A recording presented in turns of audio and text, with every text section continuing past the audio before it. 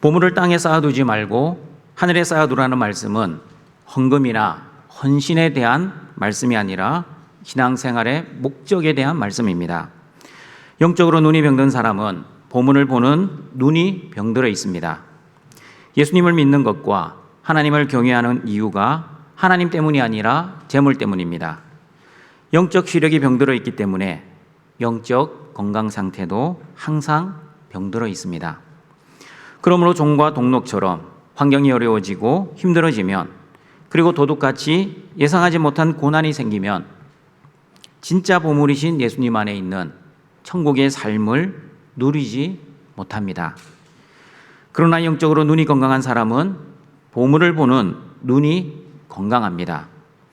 예수님을 믿는 것과 하나님을 경외하는 이유가 재물 때문이 아니라 하나님 때문입니다. 그러므로 현실의 상황이나 현실의 문제 앞에서도 진짜 보물이신 예수님 안에 늘 살기 때문에 하나님의 사랑을 의심하지 않고 두부지인과 평창관계의 은혜를 누리며 현실을 초월하며 천국의 삶을 살아갈 수 있습니다. 오늘은 하나님과 재물을 겸하여 섬기지 못한다는 그 말씀의 의미가 무엇인지 하나님의 말씀을 듣고자 합니다. 모세는 12명의 정탐꾼을 가나안 땅에 보냈습니다. 그런데 12명의 보고가 같지 않았습니다. 10명의 정탐꾼은 가나안 땅을 악평하였습니다. 가나안 사람들은 키가 크고 성도 튼튼하여 우리가 능히 이길 수 없습니다. 우리는 메뚜기 같습니다. 라고 평가했습니다. 그러나 여호수아와 갈렙은 그 땅을 치하러 올라갑시다. 우리가 능히 이길 수 있습니다. 이스라엘 백성 여러분, 가나안 사람들을 두려워하지 마십시오. 그들은 우리의 먹이입니다. 등촌가족 여러분, 12명의 정탐꾼들이 다른 땅을 보고 온 것이 아니었습니다. 똑같은 땅을 보고 왔는데 왜 이렇게 말이 다릅니까? 여호수아와 갈렙의 눈과 10명의 정탐꾼들의 눈이 달랐기 때문입니다. 여호수아와 갈렙은 눈이 성하였습니다. 눈이 건강하였습니다. 시력이 좋았다는 의미가 아닙니다. 믿음으로 가나안 땅을 바라보았다는 뜻입니다. 그러나 10명의 정탐꾼은 눈이 나빴습니다. 시력이 나빴다는 의미가 아닙니다. 믿음으로 가나안 땅을 바라보지 못했다는 뜻입니다. 이렇게 영적 시력에 따라, 즉 믿음의 눈으로 바라보느냐, 불신의 눈으로 바라보느냐에 따라 똑같은 현실임에도 불구하고 다른 반응을 하게 됩니다. 그리고 영적 시력에 따라, 즉 믿음으로 재물과 하나님을 바라보느냐, 불신으로 재물과 하나님을 바라보느냐에 따라 영적인 건강, 즉 영적 삶의 질도 완전히 달라집니다. 그러므로 믿음의 눈으로, 영적인 눈으로, 하나님의 눈으로 재물과 하나님을 바라보아야 하나님과 재물을 겸하여 섬기지 않게 됩니다. 하나님과 재물을 겸하여 섬기지 말라는 첫 번째 의미는, 믿음으로 살아가는 하나님의 자녀들은 재물이 주인이 아니라 하나님이 주인이라는 뜻입니다. 마태복음 6장 24절 말씀 같이 읽어보겠습니다. 한 사람이 두 주인을 섬기지 못할 것이니 혹 이를 미워하고 저를 사랑하거나 혹 이를 중히 여기고 저를 경히 여김이라. 너희가 하나님과 재물을 겸하여 섬기지 못하느니라. 하나님과 재물을 겸하여 섬기지 못한다는 말씀은 하나님만 섬기든지 재물만 섬기든지 둘 중 하나만을 선택하라는 뜻입니다. 하나님을 주인으로 여길지 재물을 주인으로 여길지 선택하라는 말씀입니다. 하나님의 자리를 빼앗을 만큼 위대한 재물은 헬라어 맘모나스입니다. 부, 재산, 재물, 소유라는 뜻으로 흔히들 맘몬이라고 부르기도 합니다. 맘모나스는 아람어 아모나에서 유래되었습니다. 아람어 아모나는 신뢰하는 것, 의지하는 것이라는 뜻입니다. 그러므로 재물은 사람들이 의지하고 신뢰하는 것으로서 이런 의지와 신뢰가 지나치면 하나님의 자리를 빼앗고 하나님의 위치를 위협할 정도로 힘과 능력이 있는 우상이 바로 재물입니다. 그러므로 여러분, 재물이 저와 여러분의 주인이 될 수 있습니다. 24절의 주인은 헬라어 퀴리오스입니다. 퀴리오스는 예수님은 나의 주와 그리스도가 되십니다 할 때 그 주를 의미합니다. 재물이 나의 주님, 나의 하나님, 나의 주인이 되면 나는 재물의 무엇이 됩니까? 재물의 종, 재물의 노예가 됩니다. 그러므로 등촌가족 여러분, 하나님 나라에서 살아가는 하나님의 자녀들은 믿음의 눈으로 재물을 올바르게 바라보아야 합니다. 믿음의 눈으로 재물을 바라보아야 하나님과 재물을 겸하여 섬기지 않을 수 있습니다. 그러나 세상의 눈으로 재물을 바라보면 하나님과 재물을 겸하여 섬기거나 아니면 하나님보다도 재물을 더 섬기는 사람이 될 수 있습니다.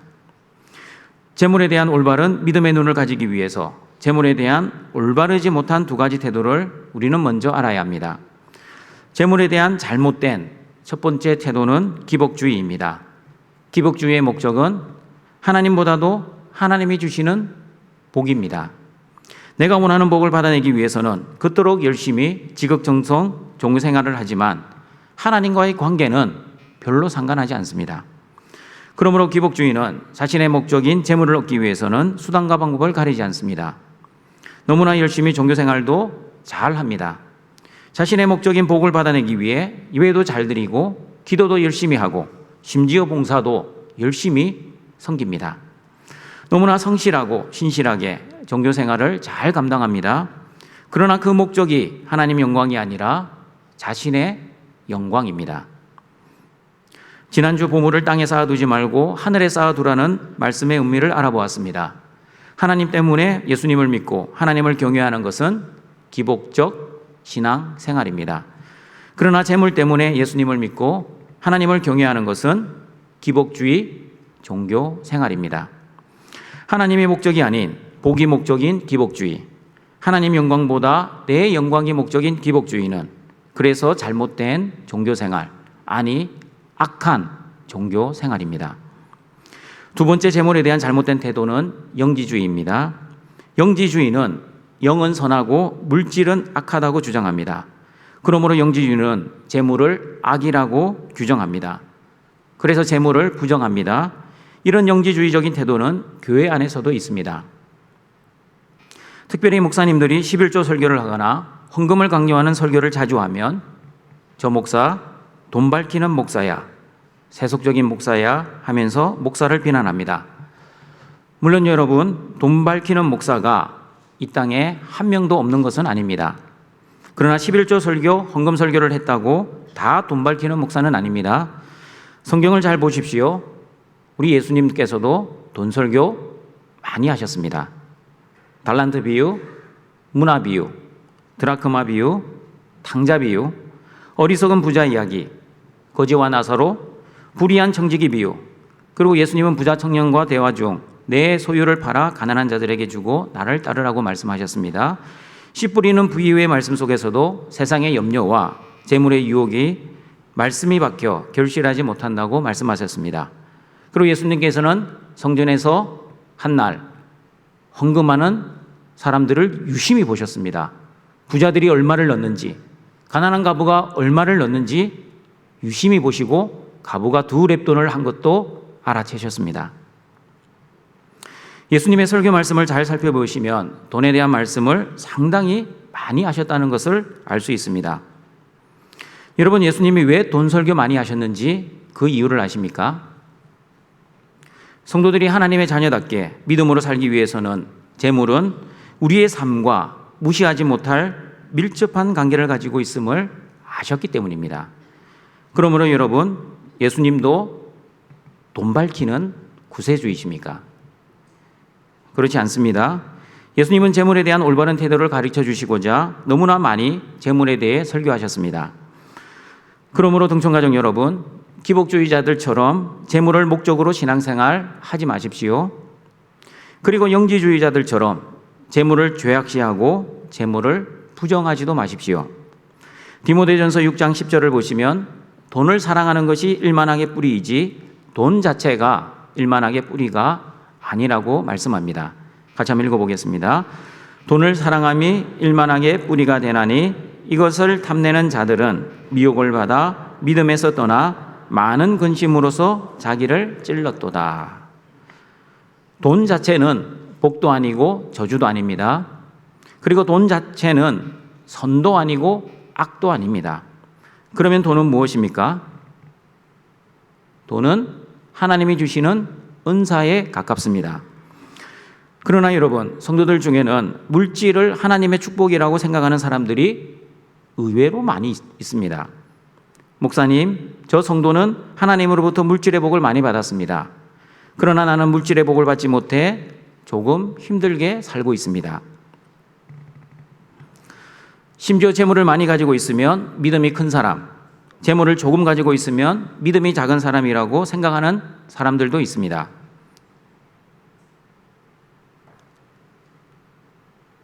아닙니다, 여러분. 재물은 믿음의 분량과 아무 상관없습니다. 그리고 재물은 하나님의 복일 수도 있고 하나님의 복이 아닐 수도 있습니다. 재물은 은사에 가깝습니다. 무슨 뜻입니까? 하나님이 모든 사람에게 똑같은 은사를 주시지 않으신 것처럼 재물도 하나님께서 모든 성도에게 똑같이 주시지 않으셨습니다. 은사처럼 하나님께 재물을 받은 성도가 있고 하나님께 재물을 받지 못한 성도가 있을 수 있습니다. 만약 물질이 하나님의 복이라면 예수님 믿는 사람은 다 물질의 복을 받아야만 정상입니다. 그러나 여러분, 현실을 보십시오. 예수님을 잘 믿어도 가난한 사람이 있고 예수님을 안 믿어도 부자로 살아가는 사람들이 이 땅에는 많이 있습니다. 부자와 가난은 예수님을 믿고 안 믿고 하고는 아무 상관없습니다. 그러므로 부자는 돈이 많은 사람일 뿐이지 결코 잘 사는 사람, 복받은 사람, 믿음이 좋은 사람이라고 단정지어 말할 수 없습니다. 그리고 가난한 사람은 돈이 없는 사람이지 결코 못 사는 사람, 복을 받지 못한 사람, 믿음이 작은 사람이라고도 말할 수도 없습니다. 그러므로 여러분, 돈에 관한 올바른 성경적 생각은 돈은 선도 악도 아닙니다. 돈은 복도 저주도 아닙니다. 돈은 나쁜 것도 좋은 것도 아닙니다. 돈을 어떻게 쓰느냐에 따라 돈은 선도 되고 악도 됩니다.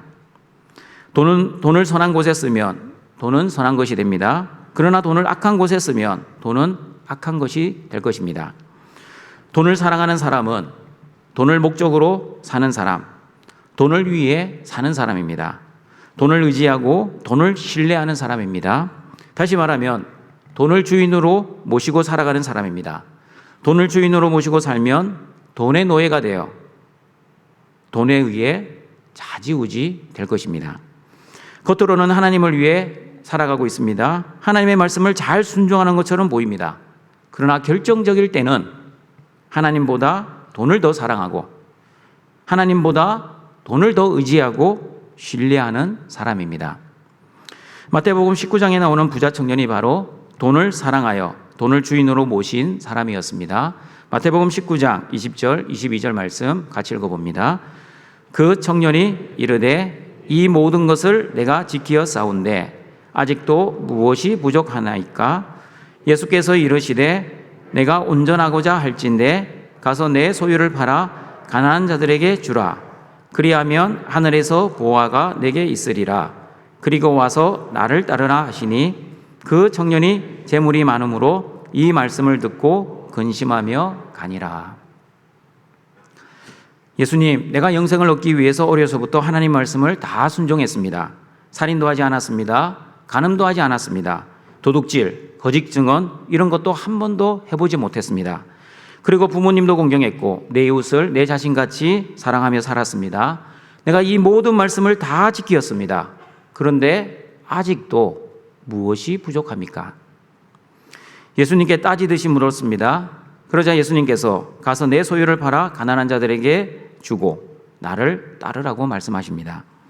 하나님의 말씀 순종 이야기가 나올 때는 의기양양했던 부자 청년은 재물 이야기가 나오자 그때부터 눈빛이 달라지기 시작합니다. 생각이 복잡해지기 시작합니다. 그리고 근심하며 예수님을 떠나갔습니다. 말씀을 어려서부터 다 지켰다고 큰 소리치던 부자 청년은 내 소유를 팔아 가난한 사람들에게 나눠주고 말씀이신 예수님을 따라오라고 했을 때는 근심하며 예수님을 떠나갔습니다. 말씀을 따라가야 할 사람이 말씀을 떠나갔습니다. 그리고 말씀을 어릴 때부터 다 지켰다고 자신 있게 말하고 있습니다. 여러분 얼마나 모순입니까?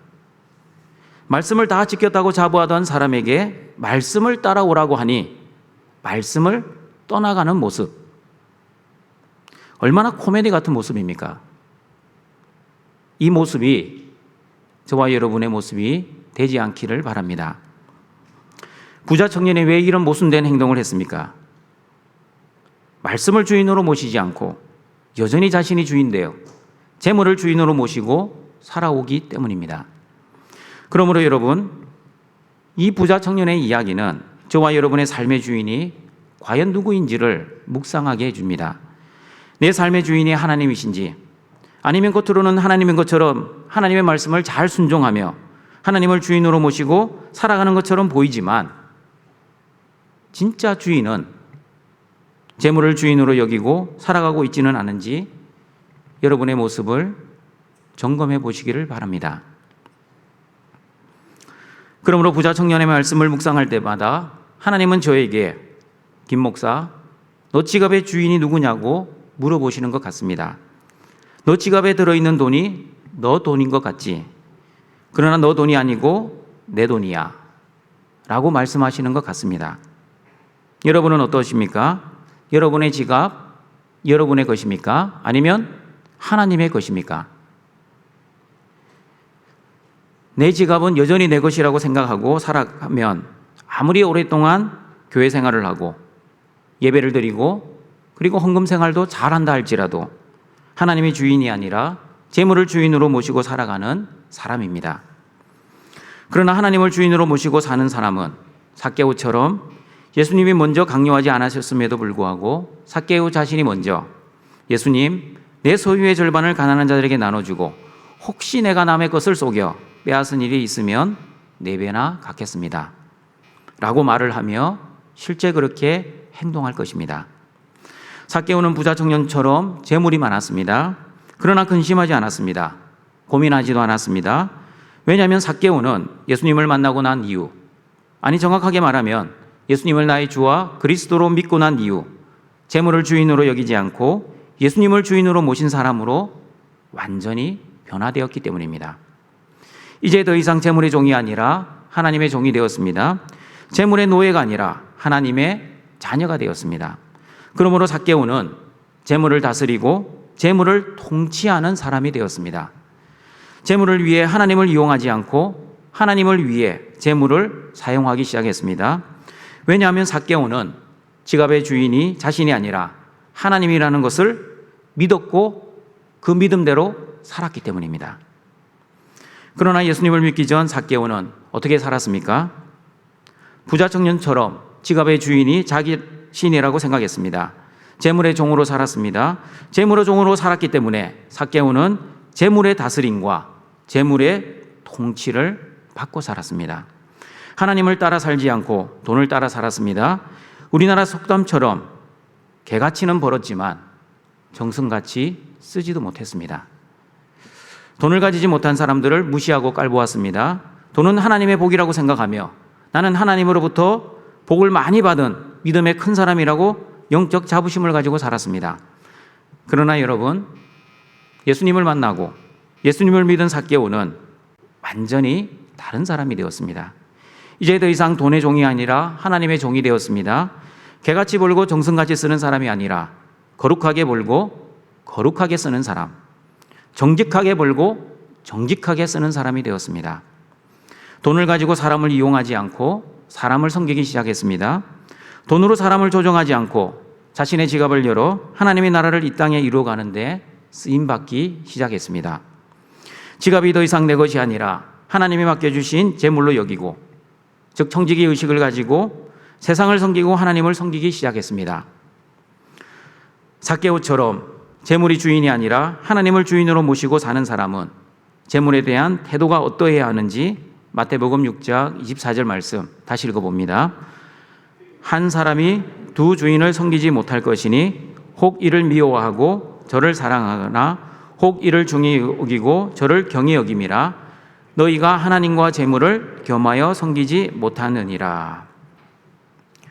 재물을 주인으로 모시고 사는 사람은 재물을 사랑하고 재물을 중히 여깁니다. 그리고 하나님을 미워하고 하나님을 경히 여길 것입니다.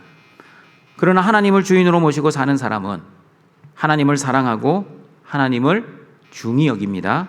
그리고 재물을 미워하고 재물을 경히 여길 것입니다. 어떤 주인을 모시고 사느냐에 따라 하나님에 대한 태도, 재물에 대한 태도가 달라질 것입니다. 여러분, 나는 하나님을 주인으로 모시고 삽니다. 그러나 아직까지 11조는 못합니다. 이런 말은 할 수 있지만 믿음의 눈으로 보면 성립되지 않는 모순된 말입니다. 왜 모순된 말입니까? 하나님은 나의 주인입니다. 그러나 하나님은 나의 주인이 아닙니다. 라는 말과 똑같은 말이기 때문입니다. 11조는 헌금이기 전에 믿음의 고백입니다. 어떤 믿음의 고백입니까? 하나님이 나의 주인이라는 고백. 그리고 주인 되신 하나님이 나에게 모든 재물을 주셨기 때문에 그 10분의 1을 하나님께 드린다는 믿음의 고백입니다. 그러므로 하나님은 나의 주인이십니다. 그러나 11조금은 아직까지 못합니다. 라는 말은 믿음의 눈으로 보면 도저히 성립되지 않는 모순입니다. 내 지갑의 주인이 하나님이심을 믿음으로 고백하면 11조는 하나도 아깝지 않습니다. 그러나 내 지갑의 주인이 여전히 나인 사람은 11조 손이 떨리고 온몸이 떨리고 심지어 영혼도 떨릴 겁니다. 내가 어떻게 고생해서 벌은 돈인데 내 피 같은 돈이라고 생각하니 자신과 자신의 가족 위에 다른 사람에게 쓰는 돈은 너무나 아깝고 인색하게 생각될 것입니다.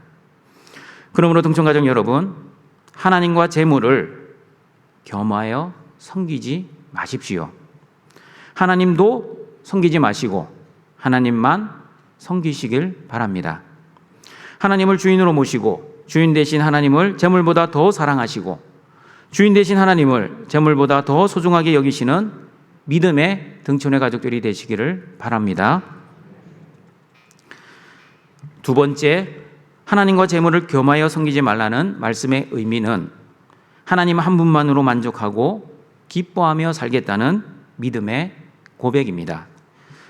재물을 주인으로 여기지 않고 하나님을 주인으로 모신 사람들은 예수님의 제자로서 자기 십자가를 지고 예수님을 따라 살아야 한다고 누가복음 14장 26절, 27절에서 말씀하고 있습니다. 같이 읽어봅니다.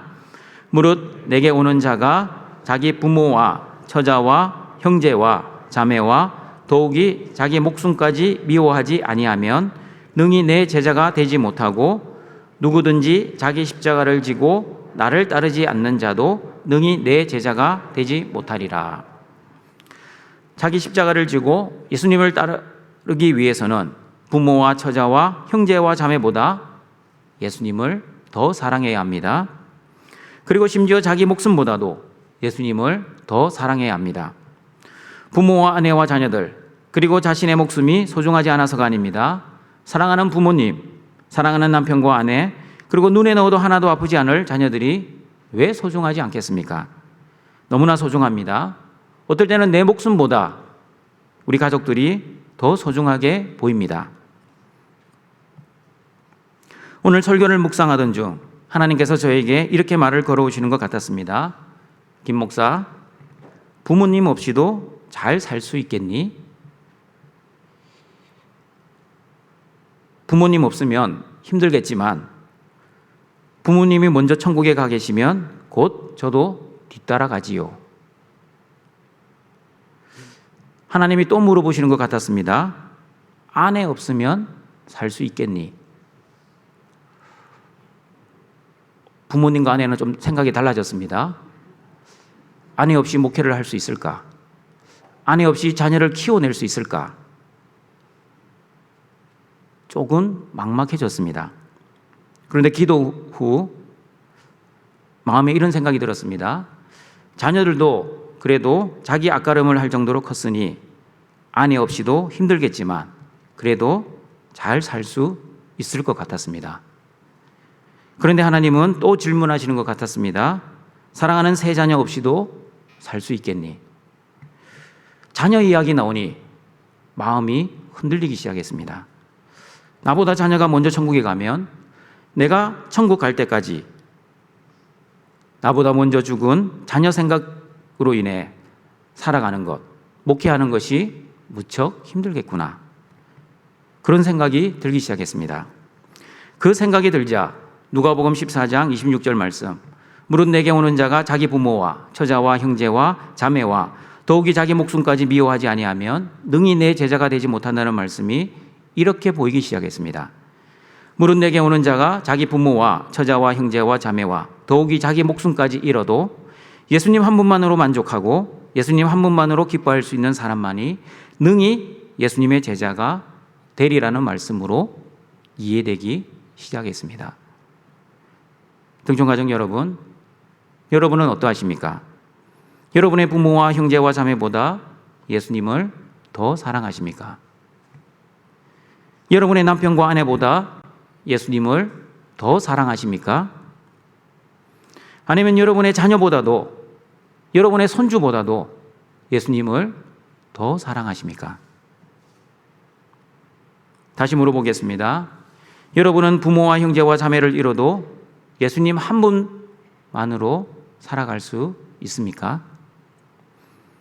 여러분의 남편과 아내를 잃어도 예수님 한 분만으로 감사하며 살아갈 수 있겠습니까? 그리고 여러분의 자녀를 다 잃는다 해도 예수님 한 분만으로 기뻐하며 살아갈 수 있겠습니까?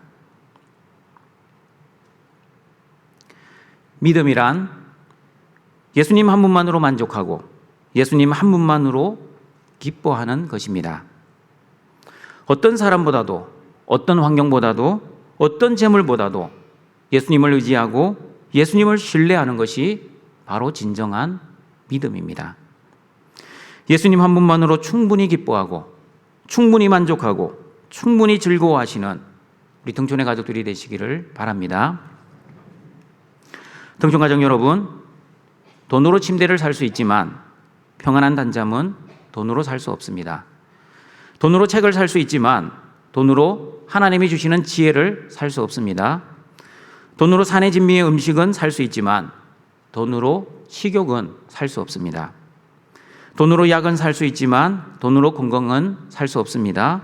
돈으로 십자가 목걸이는 살 수 있지만 돈으로 구원을 살 수는 없습니다. 그러므로 여러분, 돈이 있으면 세상에서 편안하게 살 수 있지만 아무리 돈을 많이 가지고 있어도 하나님이 주시는 평안은 살 수 없습니다. 편안과 평안은 다른 말입니다. 돈이 주는 편안함과 기쁨과 만족은 아무것도 아닌 것은 아니지만, 그리고 재물이 주는 기쁨과 만족함이 너무나 크다는 것을 알고 있어 그 기쁨과 만족을 위해 지금도 열심히 살아가고 있지만, 그러나 여러분, 저와 여러분은 돈이 주는 기쁨으로 사는 사람들이 아니라 하나님이 주시는 기쁨으로 살아야만 하는 하나님의 자녀입니다. 돈이 주는 편안함을 추구하는 사람이 아니라 하나님이 주시는 평안함을 추구하는 사람입니다. 환경이 주는 만족이 아니라 어떤 환경에서도 하나님 안에서 환경을 초월하여 자족하며 살아가는 하나님의 믿음의 사람들입니다. 왜 저와 여러분이 이렇게 기뻐하며 자족하며 살아갈 수 있습니까? 재물이 저와 여러분의 주인이 아니라 하나님이 저와 여러분의 주인이기 때문입니다. 하나님을 주인으로 모시고 사는 사람들은 하나님 한 분만으로 충분히 만족하고 하나님 한 분만으로 충분히 기뻐하며 살아갈 수 있는 하늘의 능력이 있기 때문입니다. 저와 여러분이 가지고 있는 그 하늘의 능력을 빌립보서 4장 11절 13절에서는 이렇게 말씀합니다. 같이 읽어보겠습니다. 내가 궁핍함으로 말하는 것이 아니니라. 어떠한 형편에든지 나는 자족하기를 배웠노니 나는 빚전에 처할 줄도 알고 풍부에 처할 줄도 알아. 모든 일 곧 배부름과 배고픔과 풍부와 궁핍에도 처할 줄 아는 일체의 비결을 배웠노라. 내게 능력 주시는 자 안에서 내가 모든 것을 할 수 있느니라. 내게 능력 주시는 자 안에서 모든 것을 할 수 있는 능력은 어떠한 형편에도 자족하는 능력, 어떠한 환경에서도 그 환경을 두려워하지 않고 담대히 이겨낼 수 있는 능력입니다. 환경에 주눅들지 않고 환경을 초월하는 능력입니다. 그러므로 환경을 초월하는 하나님의 믿음의 자녀들은 부자 되는 것, 대박을 터뜨리는 것, 성공하는 것이 삶의 목표가 아니라 거룩하게 사는 것, 하나님의 말씀을 순종하며 사는 것이 삶의 목표입니다. 왜냐하면 하나님의 나라는 돈으로 이루어지는 나라가 아니라 예수님 안에서 이루어지는 나라이기 때문입니다. 그리고 하나님의 자녀, 믿음의 자녀들은 자기의 욕심을 채우는 기복주의자, 자신의 욕심을 죄악시하여 욕심을 버리는 영지주의자 같은 사람이 아니라 자신의 욕심의 목적을 바꾸는 거룩한 사람들입니다. 자기와 자기 가족의 행복을 위해 돈을 벌고 사용하는 사람이 아니라 이웃과 하나님과 하나님의 나라를 위해 돈을 벌고 사용하는 사람들입니다. 욕심의 목적을 바꾼 하나님의 자녀들은 자기 혼자 5,000명분의 양식을 깔고 앉아 먹는 사람이 아니라 5,000명을 먹이고 5,000명을 섬기는 하나님의 거룩한 사람들입니다.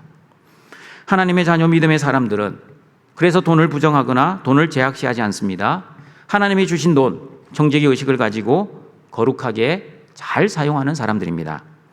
돈이 있어도 감사, 없어도 원망하거나 불평하지 않고 감사합니다. 왜냐하면 돈이 삶의 목적이 아니라 돈은 선도 악도 아니라 하나님 나라를 이루어가는 하나의 수단에 불과하다는 그 믿음이 있기 때문입니다. 그러므로 등촌가족 여러분, 제발 세상의 유혹에, 세상의 힘의 논리에 넘어가지 마시길 바랍니다. 돈은 우리에게 영원한 만족을 가져다 주지 않고 하늘의 기쁨도 가져다 주지 못할 것입니다. 오직 예수님 안에서만 영원한 만족, 영원한 기쁨이 주어진다는 믿음으로 환경을 초월하여 세상을 넉넉히 이기며 살아가시는 우리 등촌의 가족들이 되시기를 바랍니다. 말씀을 정리하도록 하겠습니다. 예수님께서 재물을 주인으로 섬기지 말라고 하실 정도로 재물은 하나님의 자리를 빼앗을 수 있을 만큼의 만몬 우상입니다. 그러므로 영적으로 건강한 눈을 가진 믿음의 사람은 하나님과 재물을 겸하여 섬기지 않습니다. 하나님도 섬기는 사람이 아니라 오직 하나님만 섬기는 사람입니다. 하나님만 섬기는 사람은 오직 하나님만 주인으로 모시고 살아가는 믿음의 사람입니다. 올바른 믿음을 가진 사람은 재물을 의지하거나 신뢰하지 않습니다. 재물을 부정하거나 긍정하지도 않습니다. 재물을 죄악시하거나 재물을 목적으로 삼지도 않습니다. 재물에 대한 욕심의 목적을 바꾸어 거룩하게 벌어 거룩하게 사용하여 하나님의 나라와 세상을 섬겨 이 땅에 하나님의 나라를 이루기를 소망하는 사람들입니다. 재물은 하나님이 주시는 은사와 비슷하기 때문에 그 재물을 가지고 하나님 나라와 하나님이 사랑하시는 사람들을 위해 희생하고 섬기는 하나님의 도구로 사용할 것입니다. 그리고 올바른 믿음을 가진 사람은 하나님 한 분만으로 만족하고 기뻐하는 사람입니다. 예수님의 제자가 되기 위해서 부모와 처자와 형제와 자매, 심지어 자기 목숨보다도 예수님을 더 사랑하는 사람입니다. 등촌의 모든 가족들도 하나님을 주인으로 모시고 하나님 한 분만으로 만족하고 기뻐하며 이 땅에서 천국의 삶을 살아가시며 하나님께 영광을 돌리시는 등촌의 가족들이 되시길 주님의 이름으로 축원합니다. 하늘에 계신 우리 하나님 아버지, 보물이신 예수님을 믿는 믿음을 주셔서 오늘도 그 믿음을 의지하여 하나님 앞에 나와왔습니다. 영과 진리로 예배를 드릴 때 하나님을 인격적으로 만나는 은혜를 내려 주시옵소서. 재물을 주인으로 여기지 않고 오직 하나님만을 주인으로 모시고 하나님만 섬기는 등촌의 가족들이 되기를 소원합니다. 하나님만을 사랑하고 하나님만을 중히 여기는 은혜를 내려 주시옵소서. 재물을 목적으로 삼지 않고 재물을 죄악시하지 않고 욕심의 목적을 바꾸어 세상과 하나님을 섬기는 믿음의 사람이 되어 오직 하나님 한 분만으로 만족하고 기뻐하여 이 땅에 하나님의 나라를 이루어가는 모든 등촌의 가족들이 되도록 은혜를 내려 주시옵소서. 예수님의 이름으로 기도드립니다. 아멘.